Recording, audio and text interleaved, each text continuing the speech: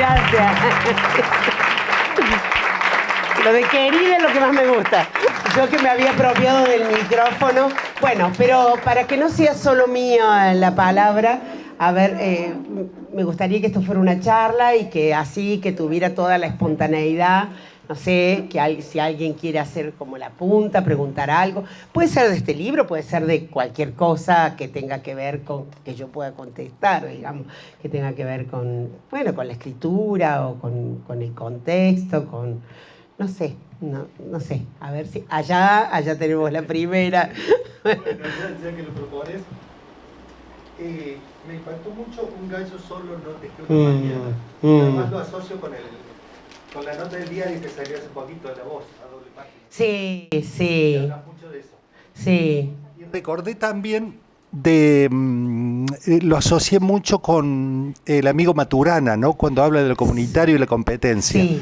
Me gustaría que justamente escuché una conferencia de él. Yo lo adoro y creo que tiene mucha, en su pensar, en su sentir, la sociedad, mucho que ver con vos. No sé, me gustaría mucho que profundices un poquito respecto de tu texto sobre el gallo con nuestra situación actual, que lo profundizas un poco en la nota, ¿no? Vos sabés que en la selección, en el ordenamiento, porque bueno, una cosa es seleccionar, pero después cómo ordenar esos textos para que tengan como una, bueno, como una narrativa, por cuál empezar, para que no sea solamente una acumulación de textos. Yo supe desde el comienzo, sentí desde el comienzo que tenía que terminar con un gallo solo no teje una mañana, que es del poeta João Cabral de Meloneto, que es, hay un João Cabral, escritor brasileño, y hay un João Cabral nieto, digamos, que es este João Cabral de Meloneto, que es un escritor tremendo, de una tremenda sensibilidad social. Y bueno, me parece que un poco resume la búsqueda del libro, que es lo colectivo, ¿no? Y en este momento, como vos decís, cómo tejer con otros algo, bueno, que nos permita seguir estando o estando de mejor manera, ¿no? Y no es en soledad, no es en la individualidad. Vieron que muchas veces se escucha. Otros días me hacían una pregunta para una entrevista, pero yo tenía que contestar por escrito, para una revista virtual muy interesante que se hace en Córdoba, que se llama Tierra Media. Y bueno, y esto de... una de las preguntas era si uno le debe a otros, ¿no? Bueno, eso, ¿no? Hay tanto... muchas veces se instala eso, yo todo lo hice solo, yo no le debo a nadie porque yo me esforcé, porque ya sea en lo económico, ya sea en cualquier... Y es al revés, le debemos a tantos, todos le debemos a tantos, a algunos ni siquiera sabemos que le debemos, ¿no es cierto? Todo eso, ¿no? Entonces, lo colectivo, ¿no? La importancia de lo colectivo. Como hay una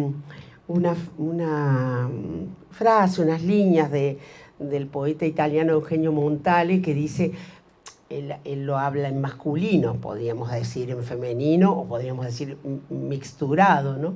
Él dice, hacen falta muchos hombres para hacer a un hombre, ¿no? Entonces hacen falta muchas personas para hacer a una persona. Estamos hechos de muchas cosas que hicieron otros, ¿no? Desde los familiares, los maestros, los amigos, no sé, las personas aquellos a los que hemos leído, bueno, los que nos han enseñado, los que nos han criado, no sé, a tantos les debemos. Entonces, bueno, esa idea de lo colectivo atraviesa como si fuesen fábulas. No, por favor. Bueno, dale. En todo lo que leí tuyo hasta ahora te vas moviendo mucho entre lo periodístico y lo literario. ¿Cómo elegís qué es lo importante para terminar una historia con toda la data que hay desde los dos lados? Claro, esto sí entraría dentro de lo periodístico, lo informativo. ¿En qué sentido? En que yo trabajo mucho la lengua, pero son hechos reales, digamos. No son ficciones. Tamizadas por mí, mezcladas con lecturas, bueno, todo lo que vos quieras, pero el origen son hechos reales. Entonces sí, entrarían dentro de lo que uno puede decir una crónica, digamos, o sea, en el campo del periodismo. Lo otro, las novelas, los poemas, no, son ficcionales, pero claro, también entiendo esto que vos estás diciendo, también podría ir ahí en el sentido de que mis ficciones están muy atravesadas por el contexto, por lo social, digamos, los personajes, digamos, están muy atravesados por las condiciones de vida en las que están viviendo, en las que los pongo, por decir, o los veo, ¿no? Porque, digamos, ¿cómo surgen las historias? Bueno, de pronto imagino a un personaje, pero ese personaje tiene algo de alguien que he visto o de varios, una mezcla, ¿no? Y entonces, ¿dónde está situado? ¿En qué lugar? ¿En qué contexto? ¿En qué época? ¿En qué pueblo? ¿En qué trabaja? ¿Qué le está pasando? Y ahí aparece, digamos, lo social muy fuerte, ¿no? De una manera distinta a la de las crónicas, por ejemplo, ¿no? De una manera distinta, con otra libertad, por decir de algún modo, que es la libertad de la fabulación, ¿no? Pero la fabulación, o sea, la ficción, es... La palabra ficción viene de fictio, que quiere decir mentir. Y es, claro, y es una mentira, sí, pero una mentira a través de la cual en esos personajes o en esa escena vislumbramos una verdad a veces más verdadera que la verdad de los hechos, ¿no? ¿Cómo sé yo una cosa u otra? No sé, no lo sé tanto. En realidad, a ver, cuando yo me comprometo a hacer una columna semanal, yo sé que lo que cuente ahí tiene que tener su base de verdad, digamos, ¿no?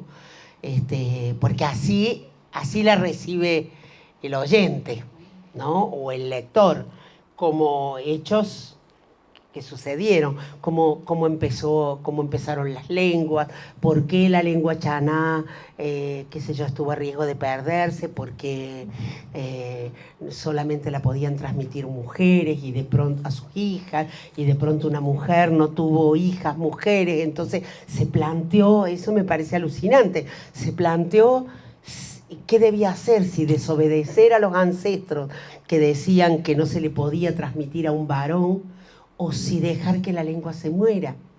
Entonces esta mujer, toma la decisión de enseñarle a su hijo varón la lengua chaná, que era una lengua secreta que se iban pasando de madres a hijas, se la pasa a un varón, y ese varón tiene el mismo problema que ella, porque no sabe si puede hacer público esto, porque él no puede transmitirlo porque es varón, no corresponde, según la ley ancestral de su comunidad, no corresponde que él lo transmita. Pero cuando él llega a viejo y se jubila, quiere saber si otros también conocen esta lengua. Y así se da cuenta de que no encuentra hablantes. Entonces él se conecta con un periodista, y el periodista hace una nota al aire, por radio hace una nota al aire, y un especialista en lenguas indígenas se conecta con él, y con un diccionario que tenía de hacía como 100 años, va cotejando y se da cuenta de que sí, que es verdad, que es la lengua chaná. Entonces él le enseña a su hija, mujer, y dice, bueno, yo ya no más, porque ahora hemos recuperado la tradición, el mandato ancestral. Parece tan bonito, ¿no? Que tan... bueno, por empezar, una decisión muy difícil, ¿no? Para esa mujer, gracias a cuya disidencia la lengua no murió. Entonces también a veces la obediencia es muy importante y a veces también la disidencia permite que algo no muera, ¿no?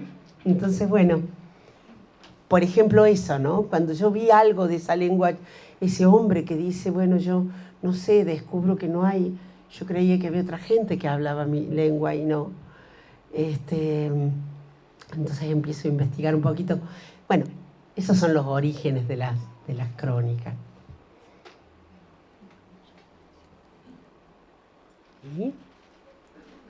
A ver, otra pregunta. ¿Alguien quiere? ¿O quieren que lea? Como quieren. ¿Leo algo? Bueno, leo uno. A ver, vamos a ver. ¿Qué elijo?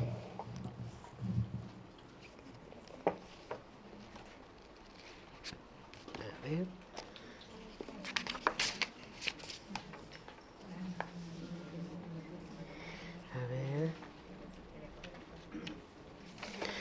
A ver.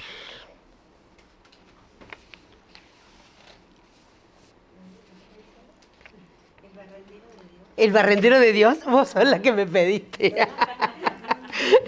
Porque a veces pasa esto, ¿cómo era tu nombre? Liliana. A veces pasa esto, que alguien me escribe y me dice, escuché tal cosa, tal otra, me lo podés mandar y yo busco y mando. ¿Viste que cumplo? A ver, vamos a ver. Bueno, ven por ejemplo, el barrendero de Dios. Yo tengo una amiga que es monja o ex monja, no sé, algo más o menos así, porque está en ese tránsito. Y ella un día me dijo, vos sabés que hay un santo que es el patrono de los barrenderos. Creo que todavía no es santo, pero...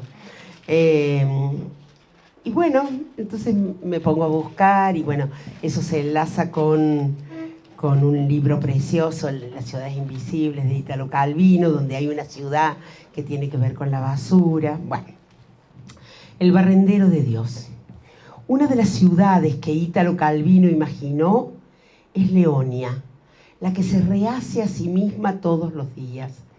Cada mañana sus habitantes despiertan entre sábanas frescas, se lavan con jabones nuevos, se ponen batas flamantes, sacan de la heladera latas sin abrir, mientras en los umbrales, envueltos en bolsas de plástico, los restos de la ciudad de ayer esperan el camión del basurero. La opulencia de Leonia se mide por las cosas que cada día se tiran para ceder lugar a las nuevas, porque la verdadera pasión de sus habitantes es tirar, desechar, expulsar. Ahí los basureros son como ángeles del inframundo y su tarea de remover los restos de la existencia de ayer se rodea de un respeto silencioso, porque una vez desechadas las cosas, nadie quiere pensar más en ellas. ¿Dónde llevan cada día su carga?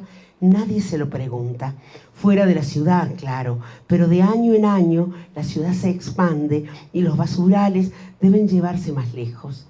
Cuantas más cosas tira Leonia, más acumula la ciudad los desperdicios de ayer que se amontonan sobre los desperdicios de anteayer y así por días y por años. Los primeros humanos eran nómadas y vivían en pequeños grupos.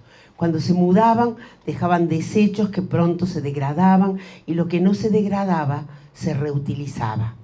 En la antigüedad, establecidos en poblados, comenzó la acumulación de basura. Cuando el mal olor era insoportable, se echaba tierra o barro encima.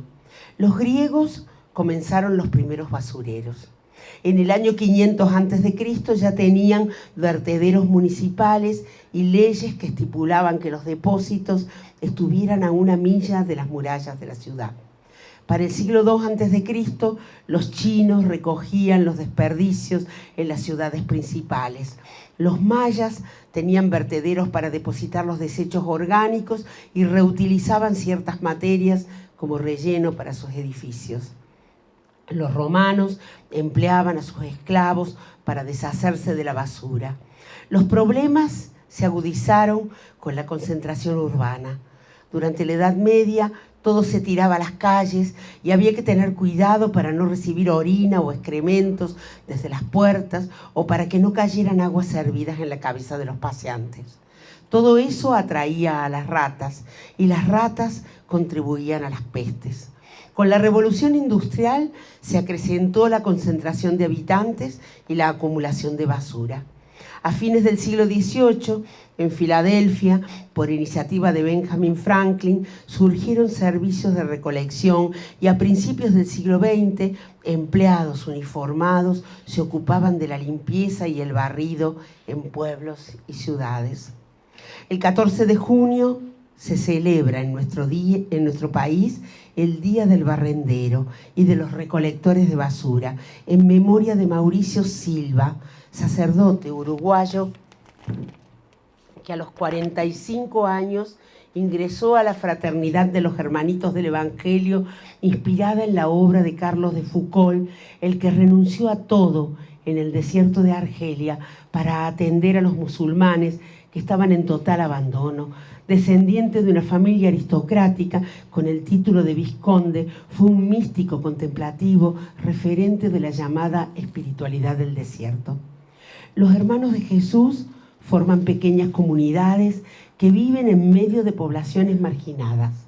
Mauricio Silva, cuyo nombre de nacimiento era Clever Silva Iribarnegaray, misionó en el impenetrable, organizó a cirujas en Rosario, donde empezó su tarea de barrendero, y en Buenos Aires trabajó como barrendero municipal y realizó una intensa actividad, siendo sacerdote, ¿no?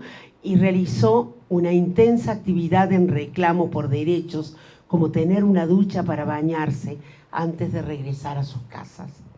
En la iglesia de Nuestra Señora de Caacupé, de la Villa 2124 de Barracas, recuerdan cada año a quien fue secuestrado el 14 de junio de 1977 mientras barría la vereda en la intersección de las calles Magariño Cervantes y Terrero del barrio Villamitre de la ciudad de Buenos Aires.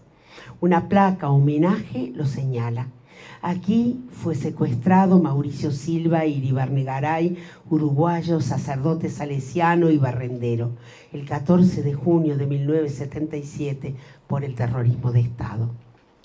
Mauricio Silva nació el 20 de septiembre de 1925 en Montevideo. Comenzó su camino pastoral en Córdoba, estudiando sacerdocio en una congregación salesiana. Se ordenó en 1951 y partió para Puerto San Julián, en la Patagonia, donde tejió amistad con el obispo de Neuquén, Jaime de Nevares, y también trabajó en La Rioja con Monseñor Angelelli. En 1974 comenzó su trabajo como barrendero en la ex municipalidad de la ciudad de Buenos Aires, en el Corralón de las Villas. Forjó una pequeña comunidad junto a sus compañeros de oficio en el conventillo de Malavia 1450, donde vivía.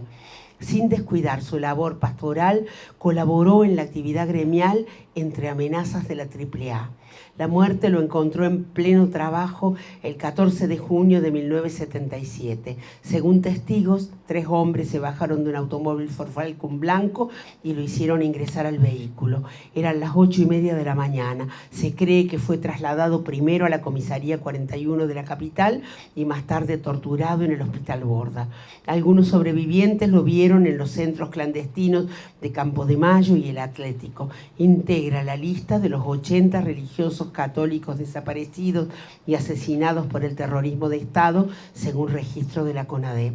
Las denuncias formales se elevaron en 1978 por medio de su hermano, el religioso Jesús Silva, y su compañero, Patricio Rice, que presentaron los reclamos a nivel internacional, pero recién en 2007 la congregación católica a la que pertenecía se presentó recién en 2007, ante la justicia argentina para solicitar que se investigara la desaparición. Se trató de la primera causa en la que una entidad de la Iglesia Católica litigó por delitos de lesa humanidad. El 14 de junio, fecha de su desaparición, fue declarado oficialmente el Día del Barrendero, aunque aún no está reconocido oficialmente como patrono de los recolectores de basura.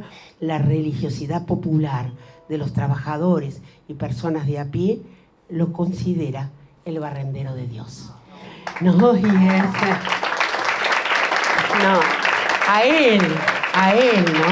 A él.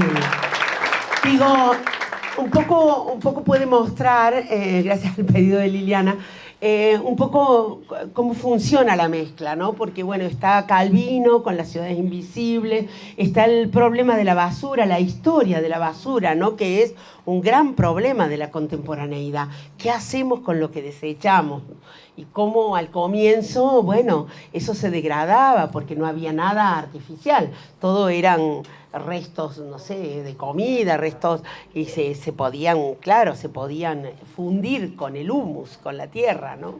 Y después, bueno, con la aglomeración de las ciudades y el tema de, cuando empieza el tema de las ciudades de la Edad Media, que se tira a la calle, las aguas servidas.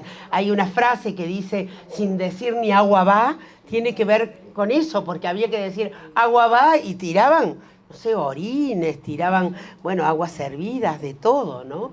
Y bueno, y cómo eso se tiene que después en algún momento formalizar y cómo se genera la historia de los basureros. Calvino habla de los ángeles del inframundo, los basureros como los ángeles del inframundo, a los que por eso, dice él, se les regala, hay una costumbre, no sé si ustedes lo hacen, nosotros lo hacemos en casa, a fin de año, cuando el año termina, bueno, se le da algo para tomar y para comer y qué sé yo, para compartir, bueno, como que todavía tiene esa costumbre, porque nos quitan la basura de encima, que es una tarea también tan necesaria, ¿no?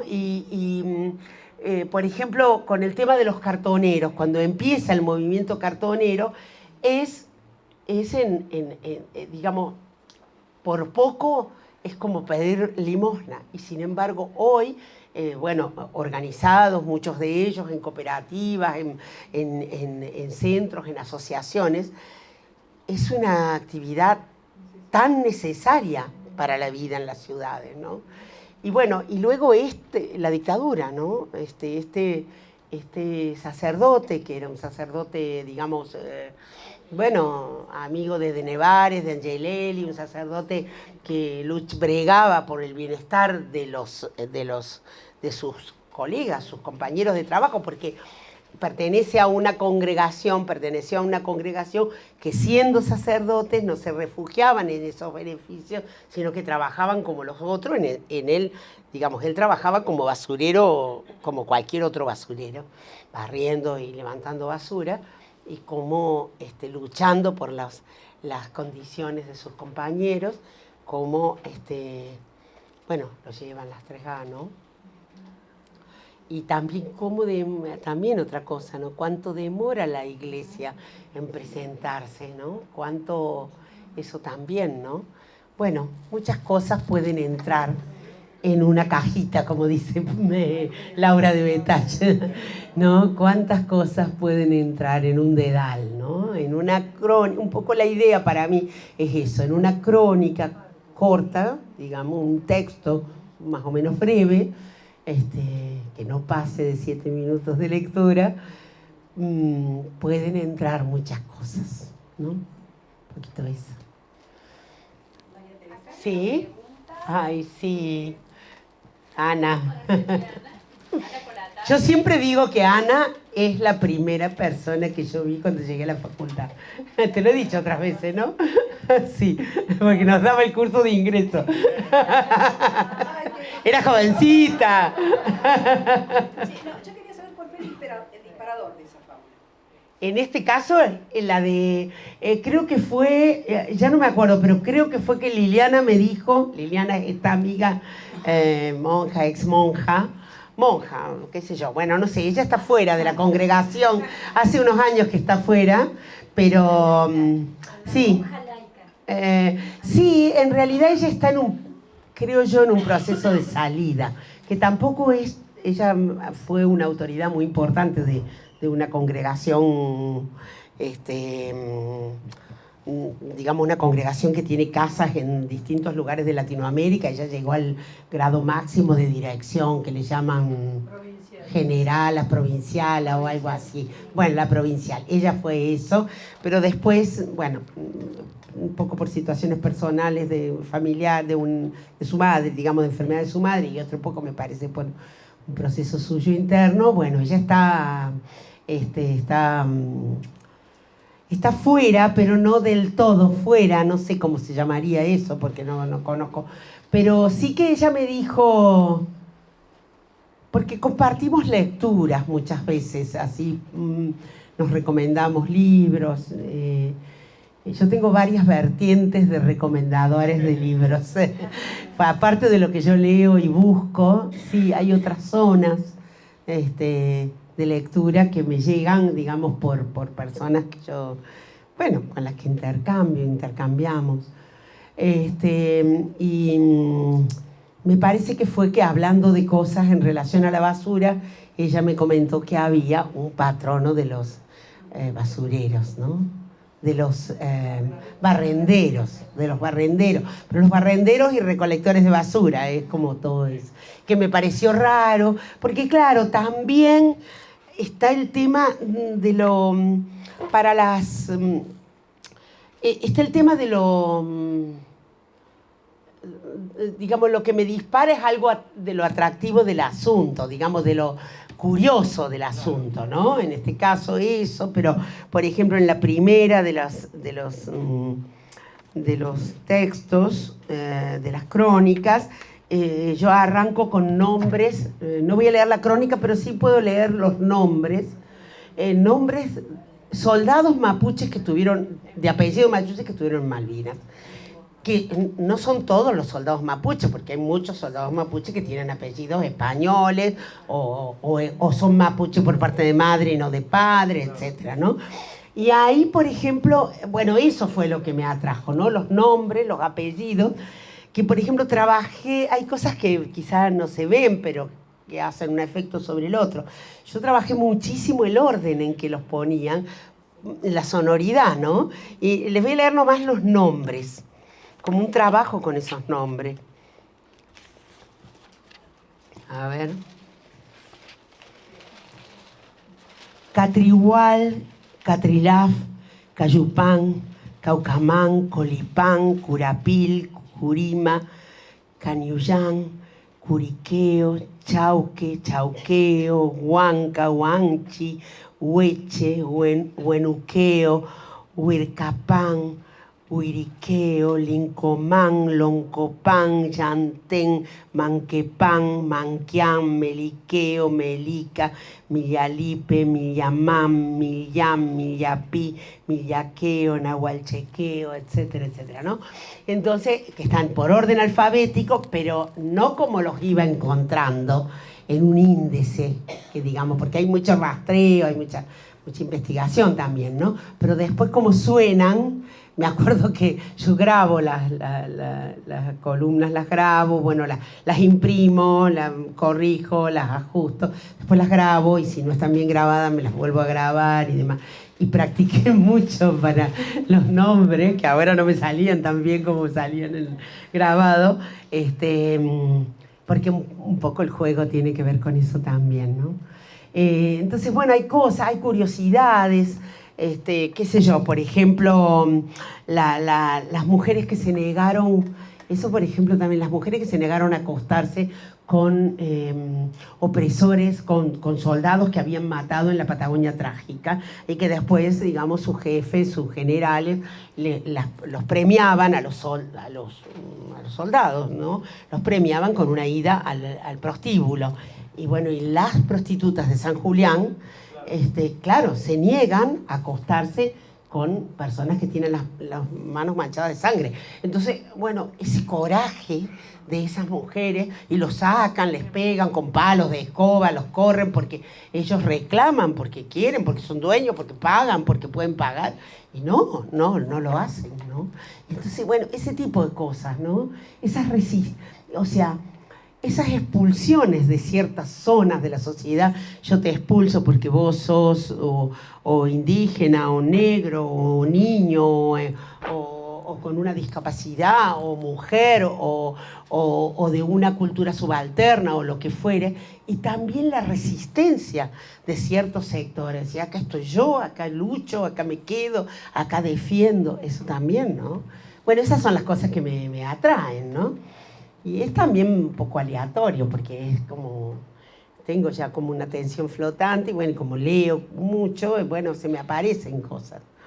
María Teresa, Sí. ¿cómo decidiste la historia de la fotógrafa Virginia? Creo que no recuerdo. No, Vivian Maier. Sí. ¿Cómo decidiste, digamos, porque Sí. me pareció muy pintoresco el relato? Sí. Más allá de lo pintoresco, digo yo, la riqueza que hay en cada persona, ¿no? Y realmente esta mirada que tenía la Ya es fotógrafa, impresionante, descubrir sí. lo que descubrió y terminar como terminó. Sí, ella es impresionante. Ahora es más conocida ya porque hay exposiciones en todos lados y qué sé yo, ya como un referente de la fotografía. Pero yo porque algunas de estos textos tienen 8 años, por decir, ¿no? Muchos años. Vi algo en algún lado, ya no me acuerdo si en algo de la web, una persona, porque después vi que hay varios que hacen esto, una persona interesada en la fotografía que hurgan en los containers, para ver si encuentran cosas, y encontró, entonces creo que eso fue remate, o no sé bien cómo fue, si lo encontró o fue remate. Entonces es como un bollo de fotos sin revelar, de contacto, sin saber lo que están comprando, digamos, o lo que están guardando si lo encuentran. Yo tengo entre mis...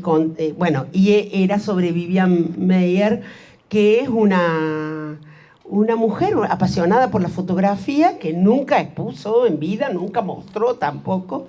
Era niñera, trabajaba como niñera de familias ricas, trabajó en varias casas de familias ricas, y prácticamente, creo que solamente una vez vivió en Chicago, no sé si otra parte vivió en Nueva York, pero sobre todo en Chicago, y una sola vez salió para hacer un viaje grande a Oriente, que yo, y lo demás, se quedó en esa ciudad, y era la niñera, y salía con los niños, o salía sola en su día libre, ese día.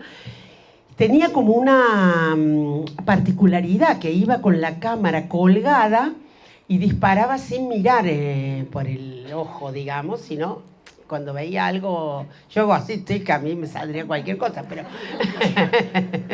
pero bueno, entonces sus fotos tienen la altura como de un niño, que es como por acá, ¿no? Entonces eso también le da una singularidad a lo que saca, además de las cosas que fotografiaba, que eran como atípicas, digamos. Claro, lo que sí, el interés, a dónde va el ojo, ¿no? A quienes, bueno, tengo entre mis contactos a una fotógrafa, ¿cómo se llama? Inés. Bueno, su padre es un periodista conocido, bueno, se me ha ido ahora el apellido. Es una fotógrafa que tiene un libro que se llama Las fotografías, que se los recomiendo, donde ella hace esto mismo. Ella 2x3 pone en sus redes, encontré no sé qué, esta foto en, qué sé yo, en un tacho de basura, en el suelo, bueno, es esa pasión, imagina historias de eso que encontró, ¿no? Y en ese libro que se llama Las fotografías, que yo menciono también en la columna donde se habla, en la crónica que habla de la fotógrafa esta, Vivian Maier, la menciona, Inés Ulanovsky, ya me acordé. Ella tiene una cosa muy curiosa, porque en ese libro ella elige algunas fotos y imagina una historia detrás de esa foto, o más que imaginar, recuerda cosas de por qué la seleccionó una foto de su mamá, de su abuela, a quien ella no conoció porque murió joven, bueno, cosas así, ¿no? Una foto de una pareja de varones que ella imagina, de dos varones que ella imagina que son una pareja por algo que dice detrás que habría tenido como una pareja escondida, digamos, paralela a las vidas de esas personas, bueno, cosas así, ¿no? Pero hay una foto que ella pone, que es, ella vivía casi muy cerca de la AMIA. Cuando explota la AMIA, ella era muy joven, y saca una foto desde la ventana. Y saca fotos desde la ventana. Y entre las fotos, saca una foto de alguien que está sacando una foto en la ventana de enfrente. Bueno, pues queda entre otras fotos, no sé, tendría ella. Pero mucho después, ¿no? Muchos años después, revisando fotos, descubre que ese al que le sacó la foto en esa ventana es su actual marido. Que ella le había sacado una foto antes de conocerlo. ¿No les parece que son historias alucinantes? Bueno, cosas así, ¿no? Yo conocí, había leído la historia de Vivian Reyer. Sí. Y sabía que, digamos, cuando ella vivía, sí. no fue reconocida. Nada. Alguien encontró sus archivos, sí. que eran todos en blanco y negro, por sí. la época en que ella vivió. Y bueno, y los recuperó, y sí, eran escenas de la vida cotidiana. Claro. Que ella sacaba cuando salía a pasear con los niños. Sí. Incluso ella tenía también, los que ya se han dedicado a estudiar su obra y demás, tenía como un aspecto como anodino, digamos, ¿no? Entonces no llamaba la atención, y eso también le permitía, digamos, fotografiar con más libertad, ¿no? Entre eso y la cámara a una determinada altura, sí. Sí, bueno, cosas así, ¿no? Muchas cuestiones, o ¿qué puedo decir? Otras.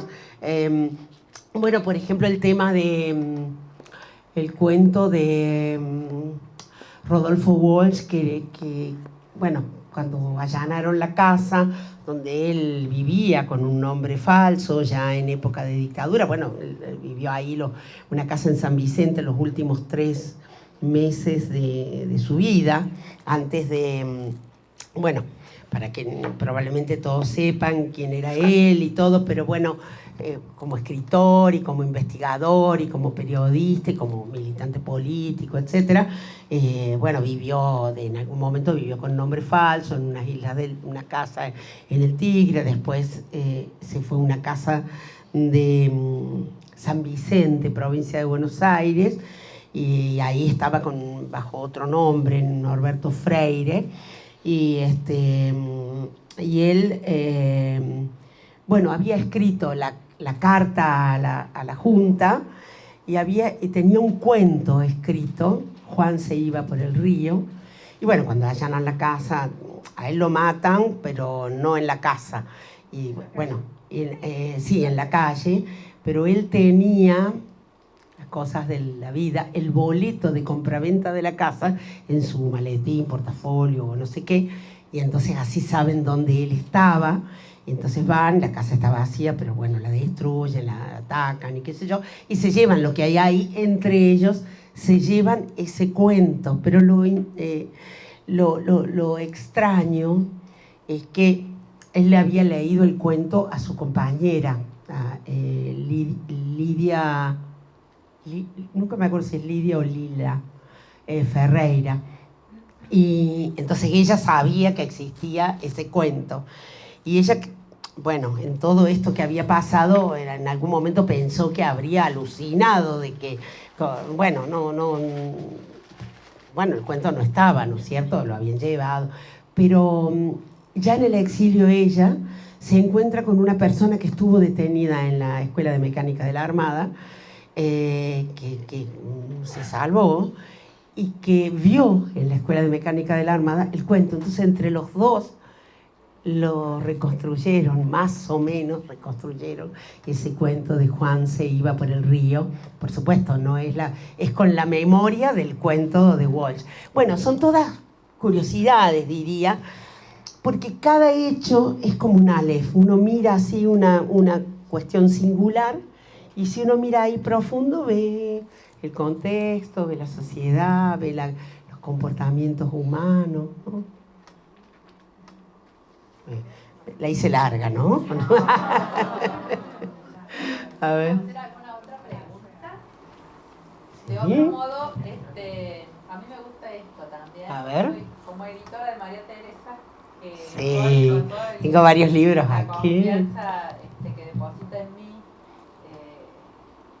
Me gusta mucho cuando los lectores pueden, luego de una presentación, de un encuentro, acercarse, porque van y le hacen firmar el ejemplar y le preguntan algo chiquito, íntimo, y ahí se animan. Entonces, a ver, yo diría, si María Teresa quiere hacer una manera de cierre, tal vez leer una página que la conmueva Bueno, mucho. como les parezca. Sí. Y luego nos quedamos así como más de a uno, más de cerquita. A ver qué puede y ser. también se recibe una pregunta. Si alguien ya la tiene por ahí redondeada, Sí. sería hermoso escucharla, ¿no? Sí. Allá hay un reincidente, veo. Ana, Tristán quiere reincidir. ¿Alguien quiere hacer alguna otra pregunta? A ver. Acá hay alguien. ¿Hay alguien que quiere Sí. hacer una pregunta? ¿Acá vieron? A ver. Me di hace un rato Y ya. a veces Tere nos lleva... No queda más. A ver. Alto, esto es para... Ay, el Claudio. Hola Tere, hola Ay. a todos. ¿Cómo ¿Querés les que va? lea el tuyo? ¿Tengo uno yo? Ese voy a leer. ¿Ese va a leer? Ese Bueno. voy a leer.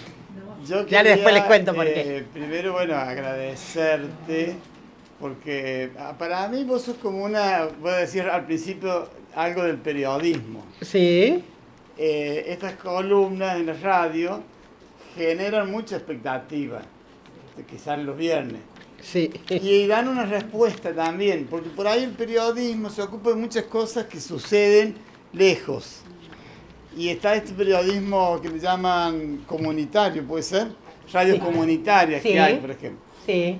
Entonces yo me pregunto, ¿y cómo hacer para que en la radio se hable de las cosas lindas que nos suceden a diario Sí. en los barrios o en la ciudad entre Yo también nosotros, pienso ¿no? en Que por ahí eso. no nos enteramos. Entonces la maravilla que puede suceder en un aula o en un centro de salud Sí. o en un hospital. Porque necesitamos de eso también, Ajá. claro. Y bueno, y felicitarte porque yo creo que vos cumplís maravillosamente ese rol. Claro, vos en tu escrito nos das, como decís vos, singularidad a todos los habitantes, por decirlo de alguna forma así Miren, exagerada. yo les voy a contar. Miren, Claudio es un amigo, Claudio Pantano. Él es médico y hasta hace poco, Claudio, hasta el año pasado, trabajaste como médico en Barrio Comercial, en un centro de salud en Barrio Comercial. Entonces un día me dice, para que vean ustedes cómo empiezan un poco las columnas, me dice, yo no sé si, ¿cómo era? Yo me pregunto si lo que yo hago es curar o si será, ¿cuál es el alma de lo que yo hago? O algo así, ¿no? Entonces, el alma, y aquí va. Un amigo que es médico en un centro de salud comunitario se pregunta, ¿mi oficio cuál es? ¿Curar? ¿No será también escuchar, mirar, tocar? No sé si sanar, dice, porque eso es algo tan delicado. Es tan increíble lo que hace que alguien se cure en un momento de necesidad. Eso es lo que él me dice a mí. Se pregunta, ahí sigo yo, se pregunta mi amigo por el alma de su quehacer, por el modo en que eso que hace entra en la sangre, se vuelve sustento, carne.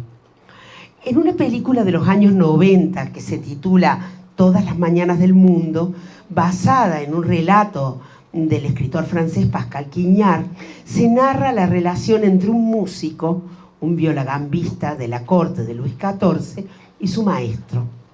Al cumplir 17 años, el violagambista le pide al maestro de la corte, arrasado por la melancolía a raíz de la muerte de su mujer, que sea su mentor. El maestro lo escucha, queda impresionado por su técnica, pero le advierte que su interpretación carece de algo indispensable: alma. Una periodista de renombre describió el film como una oda que llora el mundo de los sonidos, perdido ante el estruendo de la civilización, y dice que si algo se celebra ahí es la inspiración que deriva del dolor. Se celebra con algo que es nota, estamos en el mundo de la música, porque no puede ser palabra y entonces no encuentra otro modo de decirse. El alma y la técnica. Porque la belleza, ¿de dónde surge? Sino de la proximidad con el dolor, de la conciencia de nuestra precariedad. ¿De dónde? Sino de la posibilidad de percibir ese dolor y esa precariedad en nosotros y en los demás. La flor del loto crece en el barro hasta alzarse sobre la superficie para florecer. Y una ostra que no ha sido herida no puede producir perlas, porque las perlas resultan del ingreso de una sustancia hiriente, indeseable, frente a la cual ella segrega esa babasa que al endurecerse llamamos nácar. En la proliferación de notas de divulgación sobre la inteligencia artificial, le preguntaron a Martín Cohen acerca de esto y respondió que por el momento la inteligencia artificial aprueba con lo justo, zafa. Nada excepcional viene de ahí, al menos todavía. Lo ven quienes consultan sobre escrituras y piden un poema o un cuento o incluso un texto informativo. El resultado es instrumental, convencional. Falta ahí el alma, tal vez porque las máquinas todavía no pueden sentir dolor. Una diferencia tal vez como la que encuentra el lector entre una mujer y una muñeca perfecta en aquel cuento de Felisberto Hernández titulado Las Hortensias, o como las aplicaciones de celular que preguntan cómo nos hemos levantado y si necesitamos algo y nos resuelven algunas cosas, pero aunque nos llamen por el sobrenombre y nos digan querida, están lejos de ser una amiga. Pascal Quignard dice que la literatura ama una voz que ya no suena en el espacio, una voz que sube desde lo invisible, que suena en el fondo del alma. El alma de lo que hacemos. Hay quienes piensan, yo soy una, que la creación debe detenerse apenas un instante antes de acabar. Debe mantener una pizca de desprolijidad, de desacato a la corrección, como los cacharros hechos a mano, para que pueda uno ver ahí el alma. Como sucede con la quena, ese instrumento de las culturas andinas preincaicas, la más antigua fue encontrada en la zona de Chilca, Perú, y tiene una antigüedad de 6.000 años, que acompaña en la soledad a sus habitantes, expresa sus penas, sus alegrías y los sentimientos hacia la amada, hacia el amado. Esa que se construye con caña, arcilla, piedra, tibia o costilla de llama, de ciervo o de jaguar, que tiene un sonido agudo que se escucha a kilómetros de distancia y que se enlaza con el viento y con el cóndor, esa flauta de filo que prospera en los Andes. Varias leyendas se han tejido acerca de la quena. Una de ellas es esta. En los dominios de Maratec, en el comienzo de los tiempos, mucho antes de que bajara de los altos valles la gente de Manco Cápac, el hijo del señor de la comarca se enamoró de una india llamada Senaguet. El sol contempló con ternura este amor puro y envió sus rayos protectores. La luna, en cambio, con antipatía hacia los enamorados, los bañó con su luz enfermiza. Así, Senaguet se enfermó y murió un atardecer antes de que apareciera el lucero en el cielo. El muchacho enloqueció de dolor y así, enloquecido, se quedó junto al cuerpo inmóvil de la amada hasta que pasaron los años y los siglos y quedó al aire la tibia de una de las piernas. Entonces perforó ese hueso de la amada y lo sopló, y el canto de ella, con su sonido triste, echó a rodar por montes y quebradas las melodías que eran parte de su alma. Bueno, ahí está. El Claudio que me dio el pie. Ya ven para volver a lo que decía Tristán de un gallo solo, era, bueno, yo tampoco tejo sola esto, sino con palabras de otros, a veces leídas, a veces oídas, a veces algún amigo que me dice algo. Todo eso es un tejido, digamos, en el cual un gallo solo, una gallina sería acá, no teje la mañana, la teje con otros y con otras.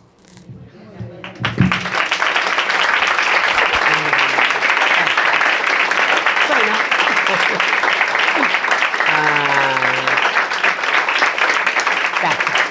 Muchas gracias. Gracias a la Librería del Palacio, a Comunicarte, a Karina, a todo el equipo hermoso que tienen aquí trabajando. Y gracias a ustedes por venir, por estar, por tanta escucha hermosa. Gracias.